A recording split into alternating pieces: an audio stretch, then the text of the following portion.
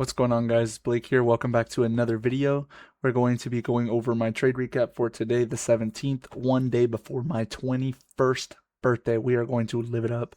As you guys can see, we did hit a trade for about 13.7k, almost 14k a day, and we also did request 18.3k this morning as well. So we got that on the way. Pretty much got our payout back right away anyways. But without further ado, we'll get into it. I don't want to waste your guys' time too much as well. Save you guys some time. But going into the day, all I did was pretty much zoom out. Okay, I do have a rule. And this rule did save a lot of people today. That rule is that I will wait for the first 10 minutes to ever trade XFAs. Okay, so if I'm ever trading fundeds, I'm always going to wait for the first 10 minutes. The reason being for that is because with New York Open, you can have a really strong candle upward, just like this. And then the next candle can pretty much just shit the bed and give you a pretty much clear opening range for New York. So just having data on that, I always sit out the first 10 minutes. It's just a good rule of thumb. I actually did take this on evals. I got break even. I just took the break even once I saw we were rejecting. We didn't sweep any highs or anything like that, but it just did become prominent to me. Sorry, I got a little distracted, but I did take this on evals. I took pretty much this first close, but the way I want to put this into terms to you guys is when you have a candle like this, okay, if you're going to take the first close, because like let's say you're playing off of my mind, right? You're saying, okay, we have this LRL over here. If that's what you're playing, this next candle, like this one, should deliver. It should not take 10 minutes. This is New York pretty much open, right? So that if that's the idea that you're playing, it should just deliver straight up off of that. You can see ES doesn't SMT these highs or anything like that. Both indexes do look good. I do know a few people took this loss.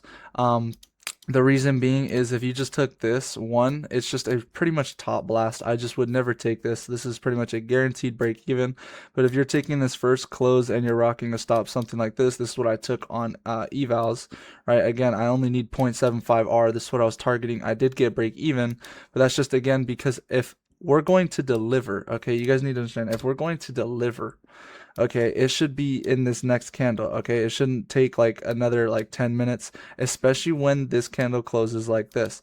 The second I see this candle close up here on break even, there's no reason for us to retrace into this gap without taking that high first. Even if we do, it's just not a good idea with risk to do that. However, I did mention that if you held and took this loss, I don't think it's necessarily a bad loss, but this is just why I wait for the first 10 minutes. Just waiting for the first 10 minutes is always going to give you an idea of the range, and it's just always going to avoid these fake outs. One of the main reasons I stopped trading the first 10 minutes, the data backs it up. Your win rate will go down. You're just trading an opening range sometimes. And I do kind of want to draw your guys' attention to this wick right here, and this is market open. Anytime I see something kind of like that with low resistance below it, usually I want to see that get revisited as well. It's just something that I've kind of noticed throughout my time trading as well. These little wicks that don't really have any meaning behind them. Like let's say this wick swept out this low, then it's got more meaning to it, right? There's not really low resistance below it. But leaving that kind of wick and then us taking out this high up here and then getting an inverse off of it towards these low resistance lows, we'll go over that in a second. That's something I always will keep an eye out for. That's another reason why I didn't like this or wouldn't take this.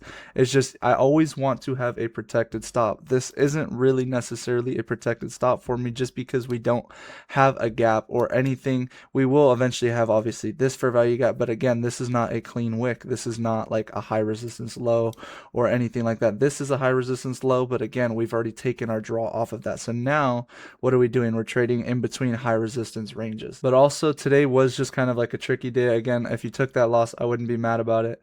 There also was just LRL on both sides, right? I was looking at all the LRL up here, as well as once we got this 5-minute flip, which I'll go over, that's what I took. I saw all this low resistance hanging right here with the last low being just a low hanging fruit. Okay, but this is the whole idea why I limit trades, why I will limit my frequency and things like that. It's just because if you did take that loss, right, you're not blowing your accounts. This is still a high win rate. You still trade higher win rate. I wouldn't be tripping about it. Literally the only reason I avoided this loss, okay, was just because I avoid the first 10 minutes, just because I never like taking the first 10 minutes.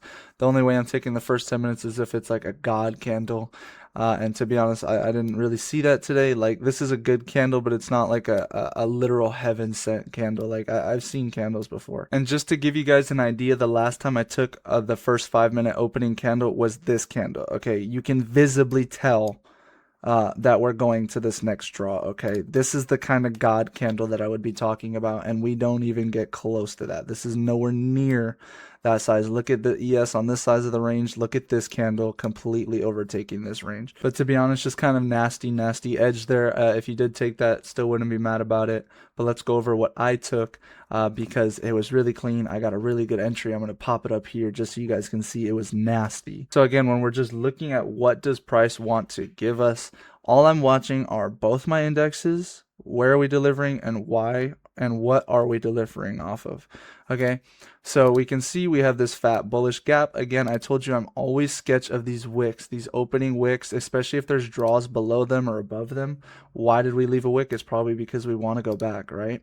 So you can see, again, pretty much look at my last video. I said these bullish gaps, if we're really bullish, we're not going to close below half of them really hard. Okay, like this first close, I'm not sketch about that. Okay, we can still react and flip off of that. Same with this first close, but this second close through both of them, we're not going to close that bullet or that bearish on them if we're just going to flip just like that, not without at least taking a draw on one of the indexes and either leaving an SMT or we're just going to completely flush. Okay, so again, same idea, same LRL below. Again, I'm not targeting the full extent. Again, this is why I trail my stops to, again, pretty much secure these heavy size days, right? It's 2.7 across 5 accounts with a trailed stop. Let's go over exit and entry criteria. So again, I'm watching how NQ and then ES are both following each other. They both inverse half point of this gap. Again, I don't really care at this point if it's fully inversed or not, because again, this wick sketches me out, so it's a free break even for me. I already see it as just one of the cleanest draws in liquidity. We have low resistance below it, and then we're following on both indexes. Okay, if this is a bullish gap, I'm telling you guys it's gonna hold a lot higher than this. Okay, and again, I would, if we were holding a lot higher, like let's say we left a wick or something like that, then maybe I'd be looking for an inverse out of here, something like that. But again, that's still choppy range. But again, we get a nice clean close below both of them. So what am I doing? I'm watching the next candle open up. I want to see it open up, tap this inverse, and then off that inverse go short. I was really confident in the low resistance below this, and then I'm looking for a tap off of both of these inverses. Okay, ES was a little deep for me. I was just looking for a nice little snipe on NQ, and we got a really good entry. I'll go ahead and scale down to the 1 for you guys real quick. Let's go. Cool. So I got a really nice entry. Again, I'm always rocking if I'm always taking a trade, I'm always rocking a higher time frame stop. Sorry guys, I don't know why I can't think right now. But okay, again, LRL below, you guys can see it even more clear on the 1 minute. We got some edge lows right here, and then as well as that low hanging fruit. So I was pretty much targeting like some crazy low. Okay, but obviously this is where I'm trailing aggressive. This last low is where I'm really trailing aggressive.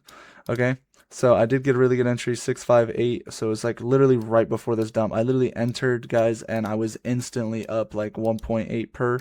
It was honestly crazy. This is why I say inverses can pay really crazy. I'm literally just making sure that we start to put in a wick. We started to put in a wick. I took my short, and it literally flew. I started trailing once we took out this low. I trailed it pretty much like probably to here, I think, and then we just kept dumping, and then I trailed pretty much to the open of these candles, or this like series of bodies of candles. Then I got trailed out right here at 521. So really quick trade. I mean, this is 1 2 3 4 5 6 7 8 9 10 11 minutes. Okay, 11 minutes to make a crazy bag. All right, but this is the power of 5-minute inverses. Okay, literally just pairing your indexes. There was some clean draws below. There was a sketchy little wick that I mentioned. Okay, and again, we're watching the 5-minute. We already got pretty much an inverse. What are we going to do? We're going to tap the bottom of that inverse, and we're going to fly down. What do? We tap it, and then we just straight dump. And again, this is why I also say use the 5-minute more than the 1. If you're looking at the 1 here, right, like I pretty much top tick this, but you're looking at the 1, you're kind of like, where are we entering off of? You know what I mean? Like this just looks sketch. But on the 5-minute, It's a picture perfect entry, and this is why I say don't overcomplicate things like that. And I want to zoom out too because I want you guys to see how I caught this whole move in 11 minutes and I avoided all the rest of this noise, whether it be break even, whether it be the rest of the move, whether it be chop, whatever it may be. 12 minutes, 11 minutes, I hit my trade, walked away. I was done. Took it to the cleanest draw. I was in, I was out. I literally had no drawdown. Okay, that's how you trade. You don't need to wait for these home runs, this bullshit, and all this. Focus on the cleanest trades, take it with size, and boom, you're golden. But yeah, guys, I know I kind of mumbled on, but again, if you took that first trade, the long, and either whether you got break even, loss, whatever it may be, I don't think it's that bad of a loss. I wouldn't trip as long as you just didn't crash out and you got off after. Me personally just didn't look that clean to me. I don't know. I don't know why. I took it on combines. I just didn't take it on XFAs. It's not that clean to me. I always wait the first 10 minutes, just how I roll. But if you're going to take that trade that early, that's kind of one of those trades you just have to be like, I'm okay with losing this trade if it happens, whatever it may be. If you guys have any questions, join the free Discord, follow me on Instagram, anything like that. Feel free to hit that subscribe button. Most of you guys are not subscribed, so please subscribe. We're already at 150, so let's hit 1,000 in like a month or so. Let's just run this shit up. Let's go. But I appreciate you guys. Have a good day. And I probably no video tomorrow. No video because your boy is turning 21. We're probably not even trading, so we're gonna get lit. I'll see y'all later.